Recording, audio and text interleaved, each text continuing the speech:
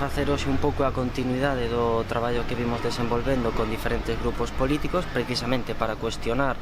a pervivencia das touradas en Pontevedra, que é a única praza que se mantén e a única feira taurina que se mantén agora mesmo. E logo tamén un aspecto que dimos bastante trascendencia nestes últimos meses, que foi o tema da entrada de persoas menores de idade na praza. Estivemos comprobando en anaquiño cales eran os anuncios que puña a propia organización da feira taurina. Son anuncios enanos, que prácticamente non se pode determinar dende lonxe cal é a normativa de acceso, e logo tamén entendemos que dende a última revisión que fixo o Comité dos Dereitos do Neno das Nacións Unidas ao respecto do goberno español e as súas políticas de infancia, onde se lle recomendou prohibir a entrada de menores como espectadores e tamén como participantes neste tipo de eventos, precisamente para lonxalos da violencia das touradas, entendemos que a Xunta ten que actualizar de maneira urxente ese marco normativo. Non podemos esquecer que chegou con 7 anos de retraso con respecto á iniciativa original, esa prohibición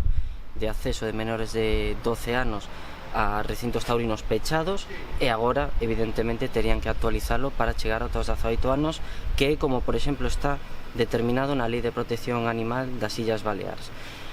Temos en conta que o goberno municipal non ten moito interese nesta materia, igual que non amosou moito interese noutras materias relacionadas coas touradas, como por exemplo a publicidade na vía pública ou outras cuestións, e unha vez que o Concello está declarado contrario aos espectáculos taurinos, pois tamén debería tomar partido nesta cuestión. Continuando un pouco con esta reflexión, pensamos que o convenio do Concello de Pontevedra ten que rematarse, porque non ten ningún sentido que por unha banda esteamos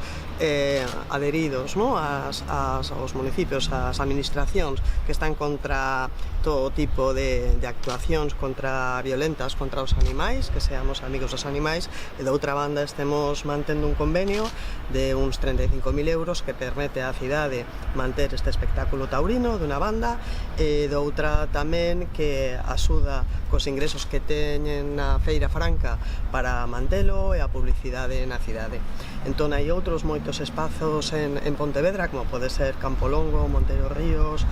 ou mesmo o Parque de Allas Esculturas, que estaría moi ben para que a cidade atopara outros espazos para esas actividades na Feira Franca. Este ano vimos como houve un día menos de unha corrida menos, un día menos, vemos como cada ano ven menos xente ás corridas, o que indica que hai unha sociedade que cada vez tolera menos este tipo de espectáculos, pero sin embargo vemos unha Xunta de Galicia que ano tras ano sigue respaldando este tipo de espectáculos. Este ano vimos o señor Rueda con unha actitude moi alegre, moi fachendosa no palco de responsables públicos ou de representantes públicos. Nos xa nos manifestamos na defensa da lei animal, na nosa posición, que entendíamos que non se pode ser legal ningún tipo de espectáculo donde exista maltrato animal e tortura animal. Non conseguimos que as nosas emendas sairan adiante, se sigue permitindo que exista este tipo de espectáculos, pero que nos parece totalmente intolerable que a Xunta de Galicia dé respaldo e trate de avivar un espectáculo que se basea na tortura dos animais, que está quedando en decadencia, que xa forma parte do pasado na nosa sociedade. En Pontevedra estamos moi acostumados a ver ao señor Rueda neste tipo de espectáculos, asistindo ás touradas, o vemos na posta de largo do Liceo Casino. Sin embargo, non vemos defendendo os pensionistas das rúas, nos vemos nas concentracións contra as violencias machistas. Entrou unha iniciativa popular no Parlamento de Galicia, unha pregunta para o señor Rueda sobre unha serie de cuestións que nos asumimos e vamos a defender, e llevamos a facer esas preguntas que veñen da cidadanía. Llevamos a preguntar ao señor Rueda que invitacións ou que convite está tendo a Xunta de Galicia, que invitacións, se hai algún